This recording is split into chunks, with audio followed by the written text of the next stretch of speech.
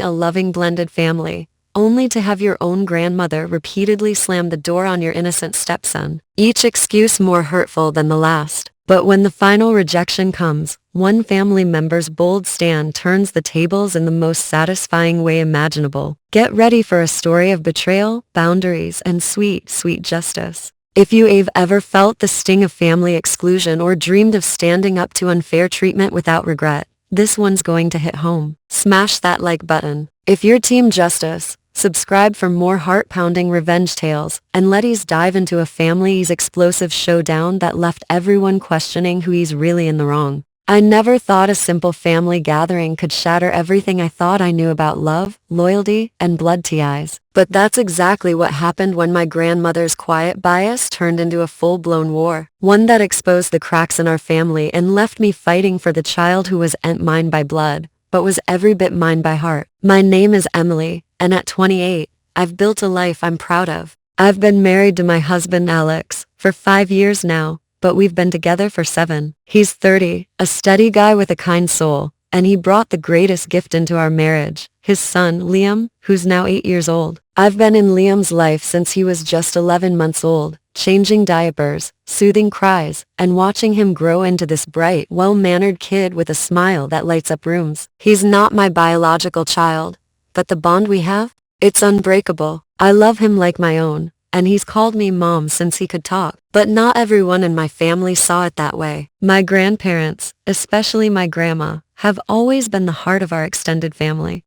They're in their late 80s now, frail but sharp, hosting gatherings in their cozy old house filled with antiques and memories. Growing up, those events were my safe haven: laughter, home-cooked meals, stories from the past. When Alex and I got serious, I dreamed of blending our worlds, introducing Liam to that warmth. The first time Liam visited their house, he was tiny, barely toddling. It was a calm afternoon, him playing quietly on the rug while we chatted. No issues, no drama. He was a delight. But then COVID hit, and everything changed. Grandma and Grandpa erred on the side of extreme caution: masks, distancing, the whole 9 yards. When they asked about Liam, they cited his daycare as a petri dish of germs. Fair enough, I thought. We were all scared back then. So Liam stayed home, and I attended alone, my heart aching a little but understanding the fear. As the world opened up though, the exclusions didn't stop. Grandma found new reasons each time. He's too young for our adult conversations.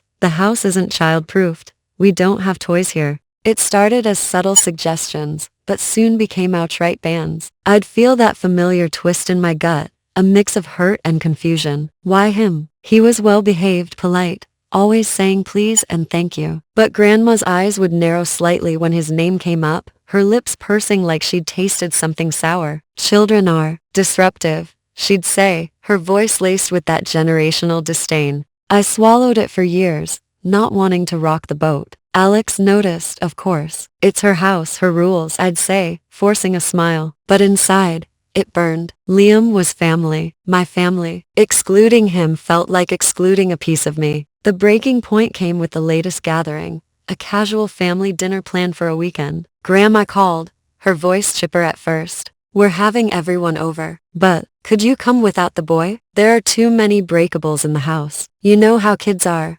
Too many breakables? My blood ran cold. Liam wasn't some wild toddler anymore. He was 8, respectful, and I'd seen him handle fragile things with care. My brother, who's 29, and my dad, 57, had been spending more time with him lately at barbecues and park days, and they adored him. When I told them about Grandma's latest excuse, they exploded. He's the best kid, my brother said, his face reddening. I'll watch him myself. Run around outside if he needs to burn energy. This is ridiculous, Dad nodded, his jaw tight. She's treating you like second class, honey, and Liam doesn't deserve that. I appreciated their support, a warmth spreading through the chill of rejection. But I didn't want conflict. Grandma was elderly, set in her ways. Pushing might mean losing access to her altogether, and with her health fading, every visit felt precious. Alex, ever the protector, drew his line. If Liam's not welcome, neither am I. Reasonable, but heartbreaking. I decided to go alone, a compromise that tore at me. But Dad couldn't let it go. He stewed for days, his frustration building like a storm. This isn't right, he'd mutter. Finally,